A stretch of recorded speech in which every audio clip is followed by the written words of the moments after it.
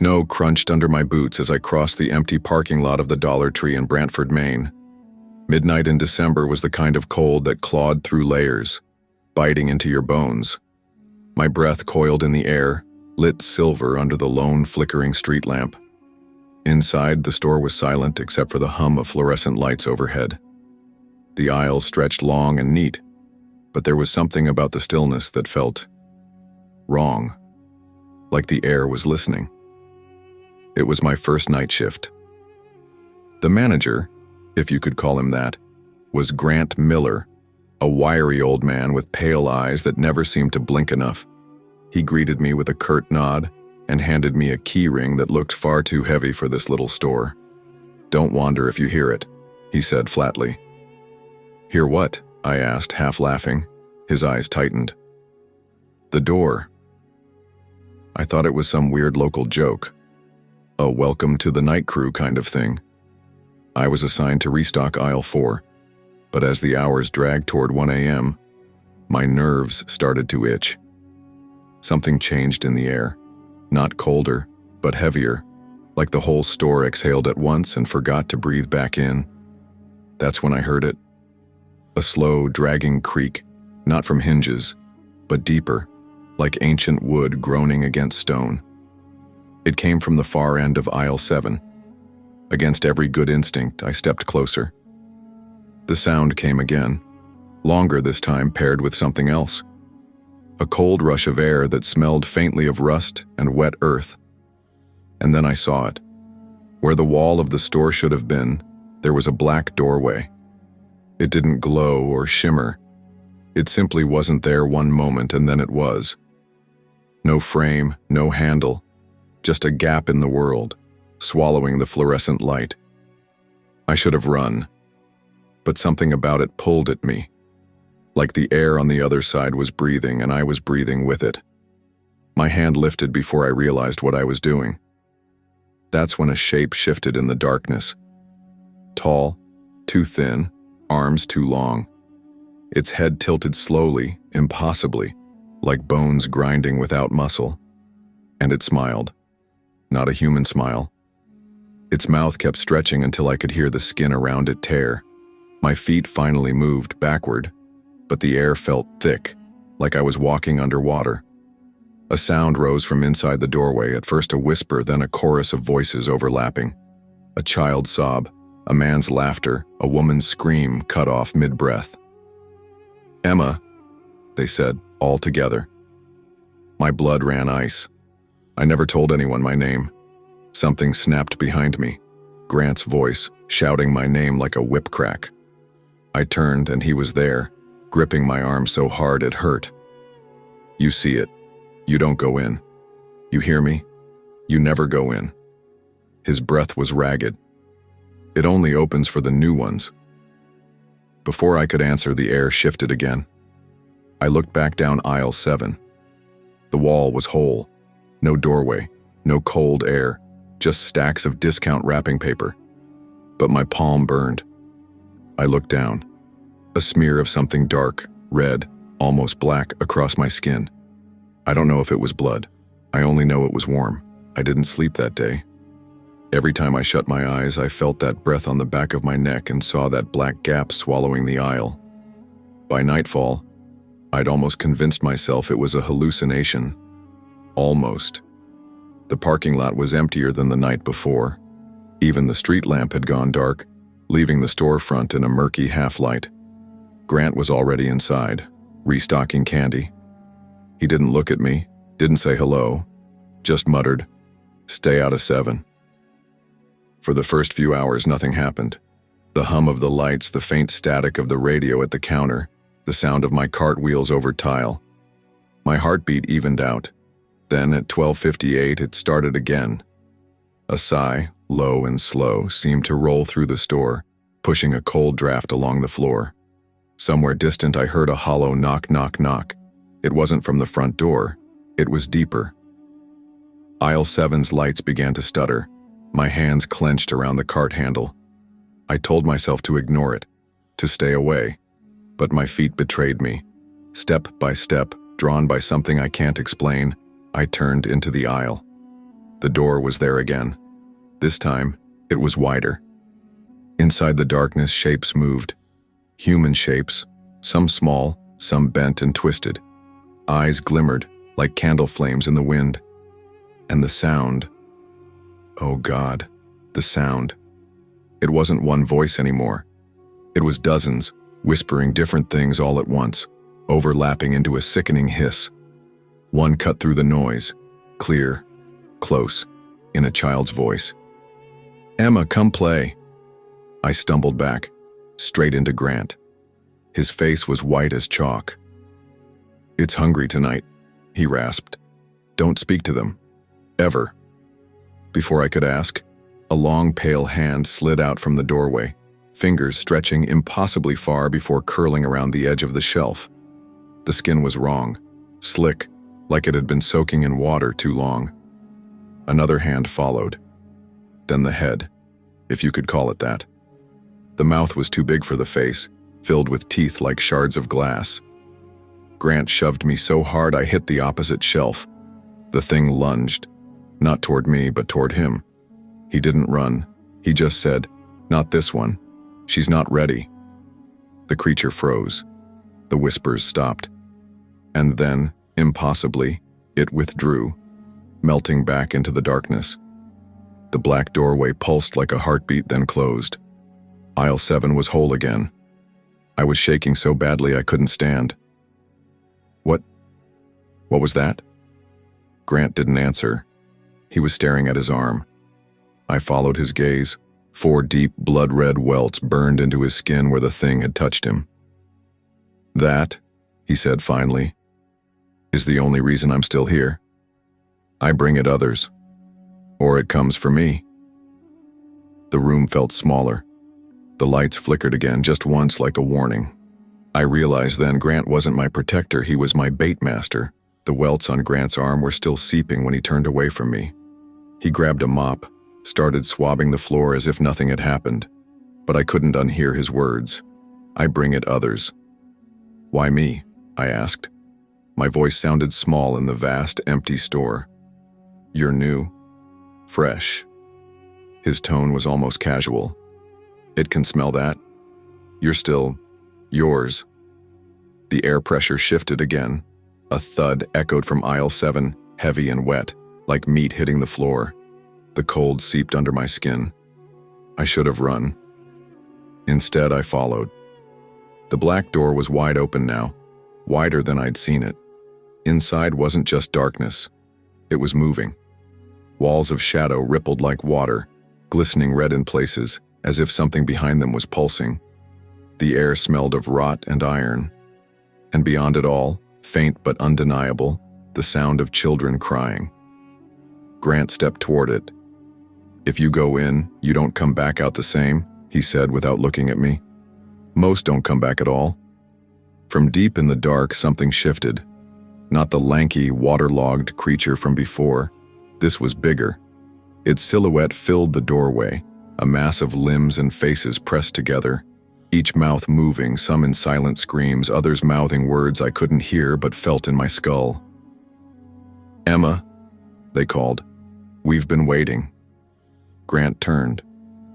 "You think I like doing this? I don't, but it's them or me. And tonight," his eyes cut toward me, "it's you." He shoved me, hard.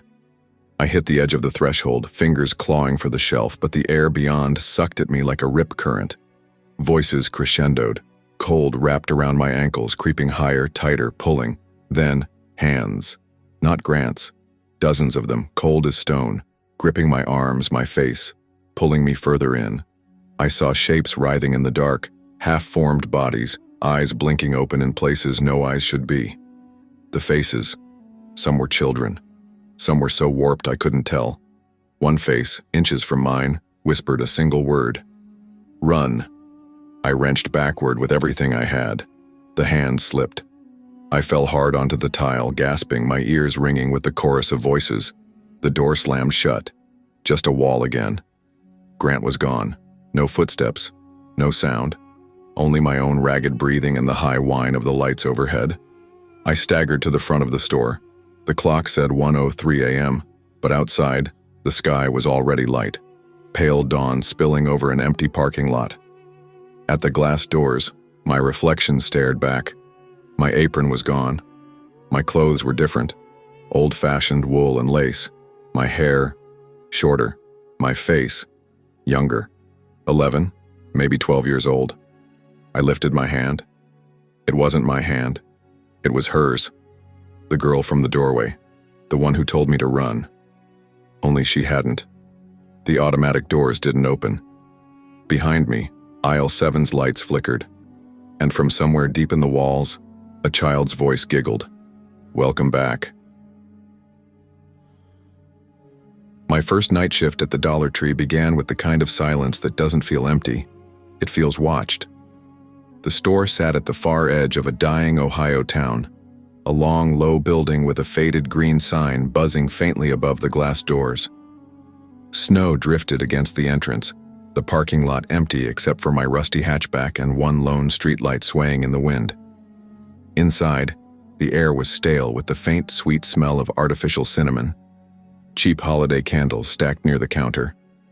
Mark, the other night clerk, was finishing his register count when I walked in. "You're here for the close?" he asked without looking up. His voice was flat, but his hands moved fast, deliberate, like someone trying to finish a chore they hated. "Yeah, first night," I said, forcing a smile. He finally looked at me, eyes small under the harsh fluorescent lights. "Just lock the doors at 9 sharp. Don't open them after, no matter what." I laughed, thinking it was some small-town joke about shoplifters. His expression didn't change. 8:15 p.m. The aisles were too long. I noticed that as I stocked greeting cards in the back corner. The shelves seemed to stretch further away than they had earlier. The hum of the lights overhead trembled, cutting in and out just enough to make me feel like I might hear something in the pauses. Footsteps. Soft. Slow. Not Mark's. He was still up front. I froze, listening. They didn't sound like they were moving toward me, but around me, circling. By the time I stood and peered down the aisle, it was empty. 8:50 p.m. The front door chimed. I glanced at the clock above the register. 10 minutes before closing. A figure stepped in, tall, wearing a long gray overcoat dusted with snow. The hood was up, shadowing their face, but something about the skin I could see didn't look right. The texture wrong, like wax left too close to heat. "Sir, we're about to close," I started, but my words died in my throat. He didn't stop. He didn't look at me. He just walked past the counter and turned into aisle 13. The air around me dropped, my breath misting out like smoke. And the sound, the faint, constant hum of the store, was gone. It wasn't just quiet. It was nothing. No humming, no wind outside, no creak of the building settling. Even my own heartbeat felt muffled in my chest. "Mark?" I called. My voice came out too loud, ricocheting strangely off the walls. No answer. I walked slowly toward aisle 13. My shoes squeaked once on the tile. Then the sound cut off as if I'd stepped into another room. He was there, halfway down the aisle, facing the shelves. And the shelves, they weren't stocked with detergent or paper towels anymore. They were lined with photographs. Hundreds of them. Old Polaroids taped directly to the metal. Faces stared out at me from each one. Strangers, some smiling, some mid-scream, eyes wide and terrified.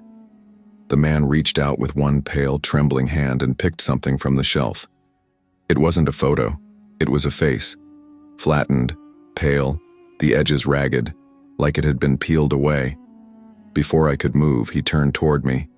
Where his face should have been, there was nothing. Just skin, smooth and featureless, except for a slow, deliberate smile forming where no mouth should be. The man, if I could even call him that, didn't move as I stumbled backward. My breath came in ragged pulls, each one too loud in the strange, dead silence swallowing the store. Then a sound, sharp and metallic, cracked through the air. Ding. The front door chime. Again. Only. I could see the glass doors from here. They were shut tight, the snow piled high against them unmoved. Still, the chime echoed a second time, followed by a slow shuffle somewhere deep in the aisles behind me. "Mark?"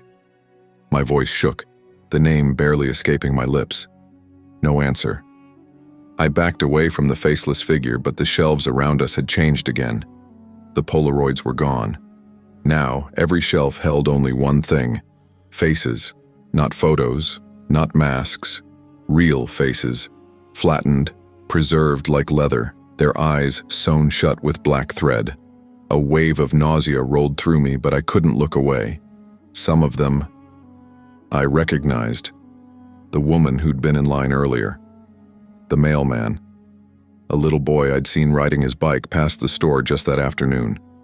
The faceless thing tilted its head toward me, slow and deliberate, and even without eyes I knew it was staring. My feet refused to move. The air pressed in thick and heavy like it wanted to keep me here. Then, in the corner of my vision, movement. Mark. He stood halfway down the next aisle, pale and still. His eyes weren't on me. They were locked on the faceless customer. He didn't yell, didn't run. He simply lifted one hand and gestured toward me. The figure's body shivered like heat rising off asphalt, and in that instant, time stopped. The flickering fluorescent lights froze mid-flicker.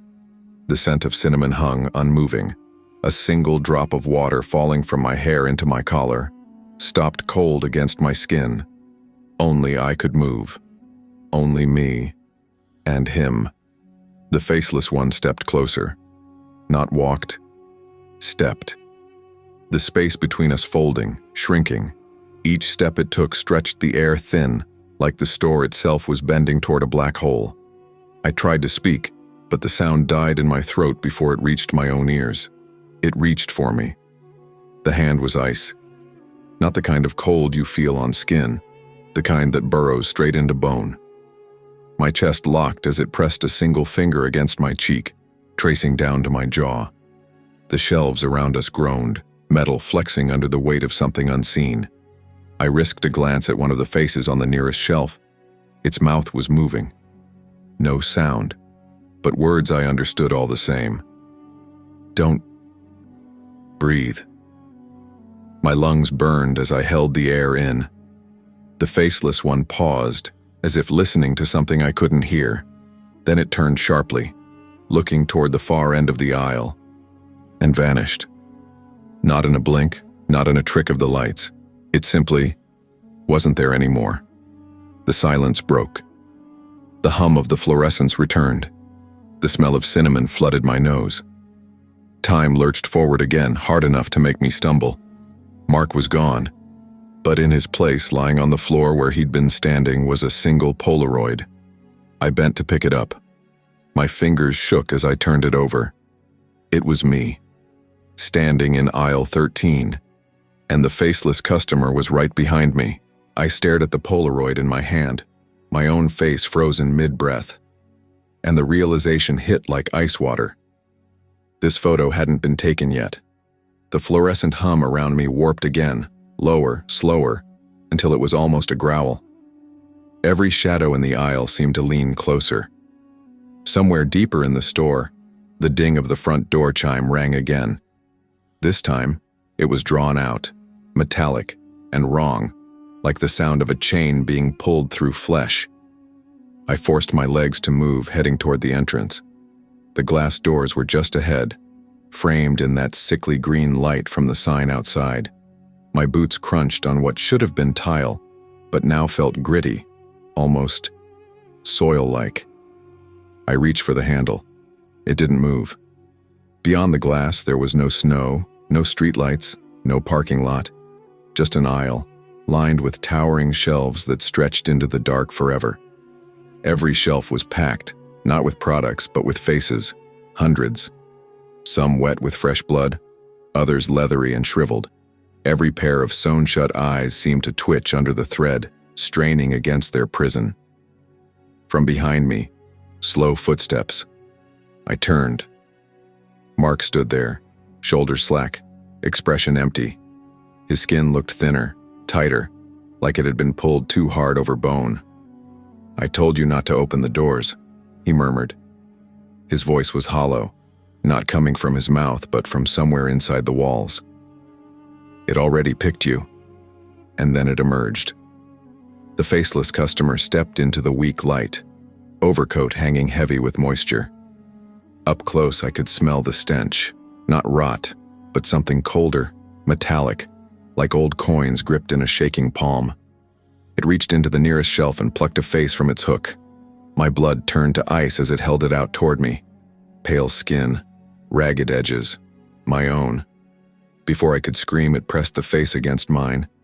It was warm, wet, and it sank into my skin like water into paper. My sight flashed white, then black. When I woke, I was standing in the aisle. My hands were empty. My body, lighter. People were moving through the store like nothing had happened. Shoppers filled carts. The hum of the lights was normal again. I reached up to touch my face. Nothing. Smooth skin. No eyes. No mouth. No me. I could still see, still hear, but it wasn't with eyes or ears. I was drifting between the aisles, my steps silent, my shadow gone. Shoppers didn't look at me. They couldn't. Until closing time. That's when I felt it. A shift in the air, a pause in time. My head turned without me willing it, locking on the new night clerk wiping down the counter. She laughed at something a coworker said. The door chimed. I moved toward her. The wind was howling across the small Oregon town, sweeping through the empty parking lot of the old Dollar Tree. Snow piled up against the entrance doors, rattling the glass as if begging to be let inside. It was December 22-25, a night when no one should have been out, but the store still needed its night crew. Inside, the fluorescent lights hummed above the long aisles. Mia pulled her jacket tighter and looked around. She was the newest hire, her very first night shift, and the silence inside the store felt heavier than the blizzard outside. "Creepy night to start, huh?" Brent, the security guard, gave her a half smile as he sat at the monitor desk. The CCTV screens glowed behind him, showing every aisle in stark black and white. Mia forced a laugh. "Creepy's fine, as long as it pays." At the far end of the store, a shipment had arrived earlier that day. New items lined the shelves, but one thing stood out. Half a dozen large mirrors in ornate golden frames stacked against the wall of aisle 7. They didn't belong. They looked ancient. Dust clung to their edges as if they hadn't been touched for decades. "Who orders mirrors for Dollar Tree?" Jake, the stockroom guy, muttered through his headphones, pulling at one with obvious reluctance. "This place sells party cups and cheap shampoo, not freaking haunted furniture." "Just get them up," Brent barked. "Corporate wants them displayed." So the mirrors went up. By 11:30 p.m., they were hanging across aisle 7, each one catching the pale fluorescent glow. Mia wandered by, curiosity tugging her closer. In one mirror, her reflection lagged just a second behind her real movement. She froze, blinking hard. When she leaned closer, the reflection tilted its head before she did, its lips curling into the faintest grin. Her stomach dropped. She stepped back, bumping into Jake. "What the hell, did you see that?" But Jake wasn't listening. His headphones blasted music loud enough to hear. Then suddenly his head jerked.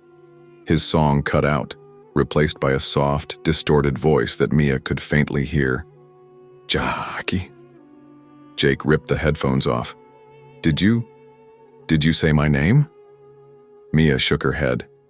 From the other end of the aisle, Carlos, another stock boy, yelled, "Yo, come look at this." They rushed over. Carlos stood rigid in front of one of the mirrors, his face pale. "Tell me you see it too." In the reflection behind him stood another Carlos, but the reflection wasn't breathing. Its skin was gray, its eyes glazed, and a deep slit ran across its throat. Blood trickled down its shirt, yet Carlos stood perfectly unharmed in front of it. The reflection lifted its hand, pressing it against the glass from the inside. A sharp screech echoed through the store, nails dragging against the inner surface of the mirror. Mia's breath caught.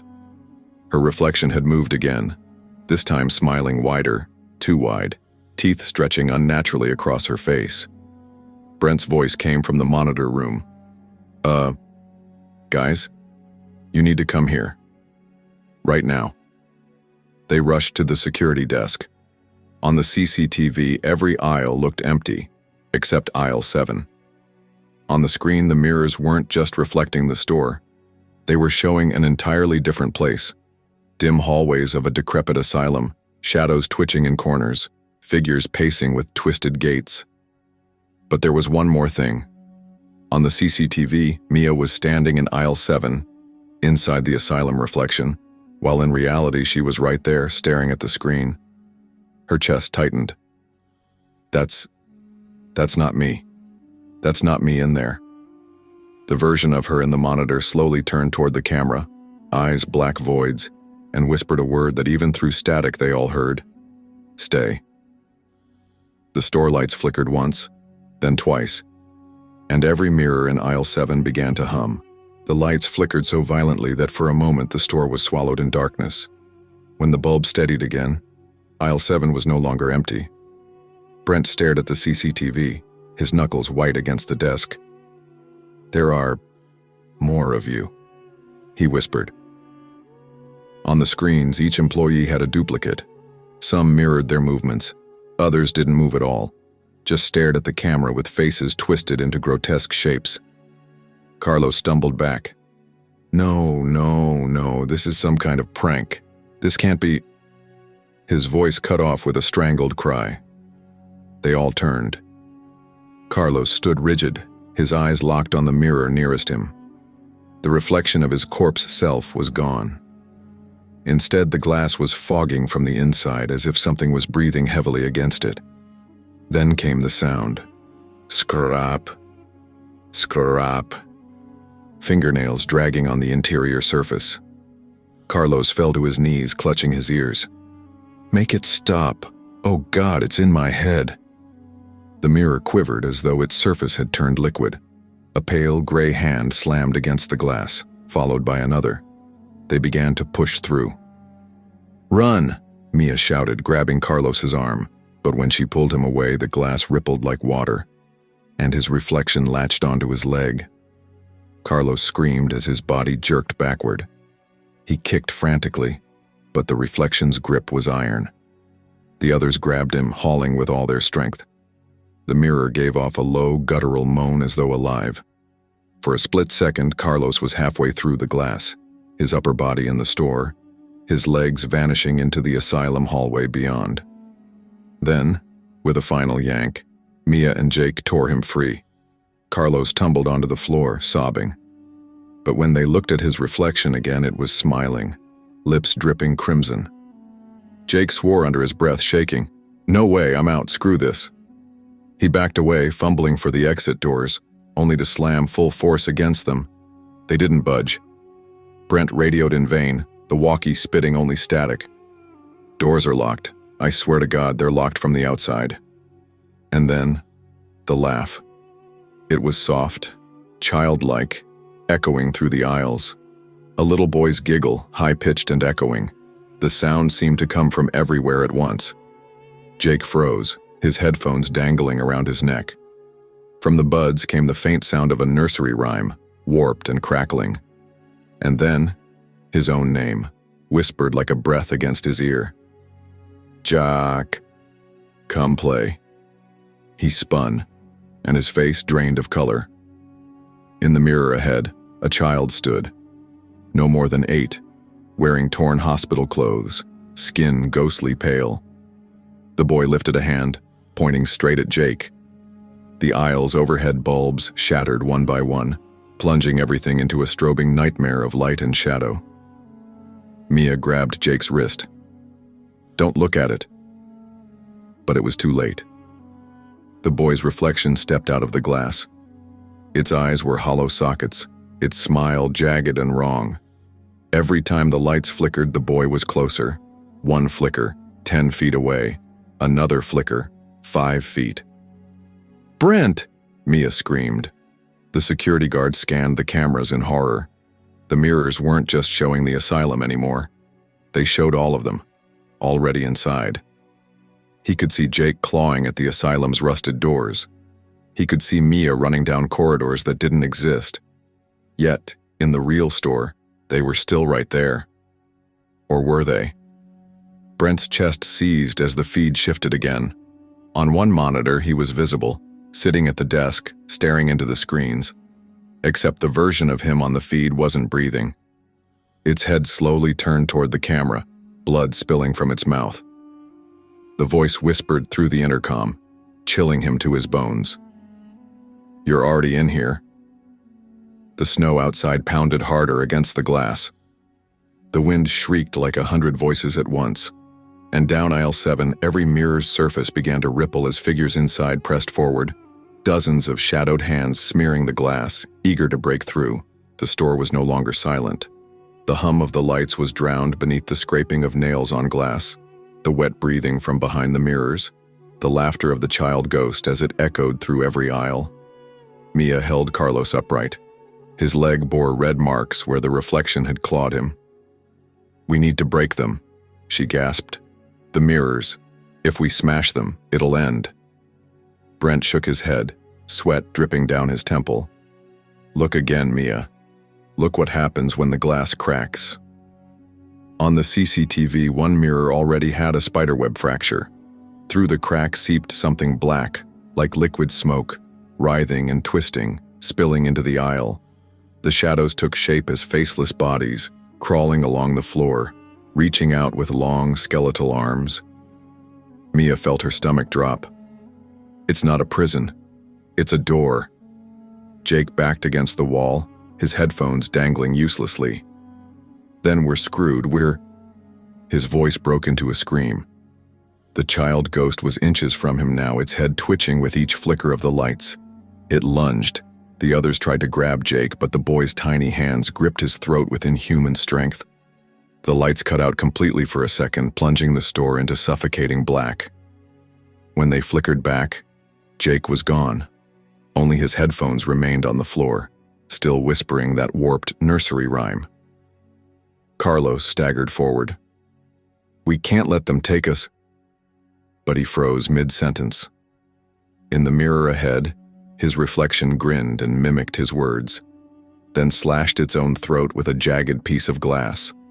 Blood sprayed across the reflection's world, and at the same instant Carlos's body convulsed, a deep gash splitting across his real neck. He collapsed in Mia's arms, lifeless. "No, no," Mia sobbed, trembling. Brent dragged her back. "Don't look at them, whatever you do, don't." But it was too late for him too. On the CCTV monitors, his own reflection stood behind him, eyes dark pits, lips stretching into a bloody smile. Brent turned to run, but the reflection reached out from the screen itself. A hand burst through the monitor, grabbing his skull. With a sickening snap, Brent's body dropped, his head twisted at an unnatural angle. Mia screamed. Alone now, she stumbled down the aisle, mirrors on both sides, each one alive. Her own reflection appeared again, but not just one. Dozens. Each moved differently. One sobbing, one clawing at the glass, one grinning with shark-like teeth. The reflections whispered her name in overlapping voices. "Mia, Mia, stay with us." She ran, slipping on the tiled floor, the hum now a deafening roar. The child's laughter followed. The air grew colder, her breath fogging as if she were already inside the asylum's freezing halls. At the very end of the aisle stood the largest mirror, its golden frame carved with grotesque faces. The surface rippled like water. And then she saw them. Jake, Carlos, Brent, even the old woman, Mrs. Rose, her face hollow, her eyes black. They stood inside the mirror world, pressed against the glass, reaching out. Their mouths moved in unison. "Join us."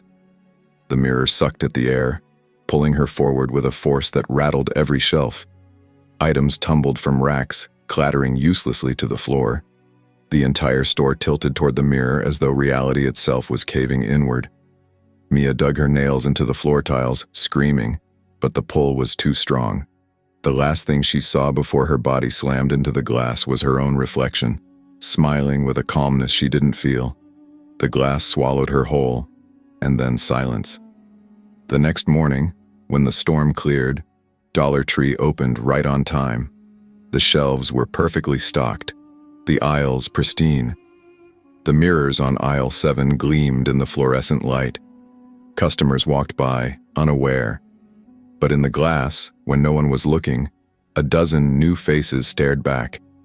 Faces with hollow eyes and stretched, unnatural grins. And among them, Mia's. Her lips moved soundlessly at first. Then, as one unsuspecting shopper paused to fix her hair in the reflection, Mia's mirrored face leaned forward and smiled.